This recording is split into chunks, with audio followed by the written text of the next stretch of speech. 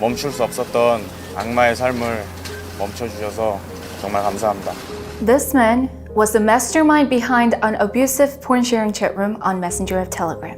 The Anthem sexual abuse scandal, the latest in a series of digital sex crime cases over the years, has left the entire nation in shock. In a number of chat rooms, the victims, including underage girls, were allegedly forced to perform gruesome torture sex acts, such as carving the word slave into their skin. It all started with the Hub channel on Telegram, where users shared links to illegal gambling and porn sites. Then one user decided to create a new platform for more explicit content. And this was the start of the Anthem. Later on, various versions of the Anthem were created. Different rooms were dedicated to specific categories, including pedophilia and incest. These led to the creation of the most notorious one, the Baksa room, run by 25-year-old college student Cho Ju-bin, who called himself Baksa, a Korean word for doctor. Cho's Baksa room is not some ordinary porn sharing chat room. It involves real victims, heinous sex crimes, and a meticulously operated sex abuse cartel. But who are these girls? They were lured through high-paying job posts.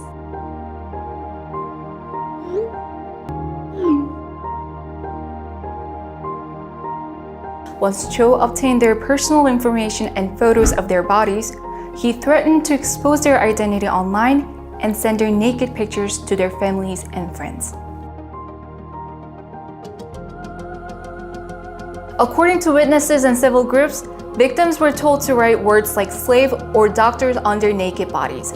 A journalist, one of the first to expose what was happening in the chat room, disclosed shocking testimonies that pictures of women's genitals filled with live insects were being shared in the rooms. 75 victims have been reported so far, including 16 underage girls. The chat rooms were largely divided into 3 levels of obscenity with different admission prices, all paid through cryptocurrency. And this was not a one-man's job. This barbaric sex abuse ring was operated by Cho and his accomplices, who ran at least 38 different rooms. They all had specific roles: money laundering, identity theft, uploading and promoting material, and in some cases, selected as rapists or so-called VIPs. The money launderers cashed out the cryptocurrency which was delivered to Cho. The identity thieves collected the victim's information. Promoters brought in clients and marketed content. The VIPs, who were discreetly picked by Cho, were part of the most expensive chat room. They were given access to victims and raped them on camera. The footage then would be shared with the group. Cho has been indicted on over 14 charges, including coercion, sexual abuse, and violation of Child Protection Act. 14 of Cho's accomplices and 40 chat room users have been caught so far. As the investigation into the sex crimes has broadened, the sense of guilt appears to be haunting some members of the illicit group. Earlier this month, a 40-year-old man killed himself by jumping off a bridge. A note was found that said, "I felt guilty and worried about my admission to the Baksa room. I had no idea this would spiral out of control." Last month, a 28-year-old man went to the police station in Yeosu to turn himself in after he tried to poison himself.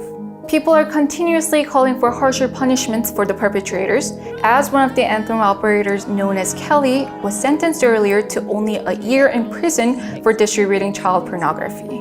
News reports and attempts to guess the victims' identities are also becoming an issue. Lists of suspected victims were disclosed online, and some news outlets reported celebrities were among them. The prosecutor's office offered its full support for victims by helping them to get new social security numbers, change names, and delete their videos online. In highly wired South Korea, digital sex crimes continue to take place on various platforms. And if perpetrators continue to receive light punishments, history will repeat itself.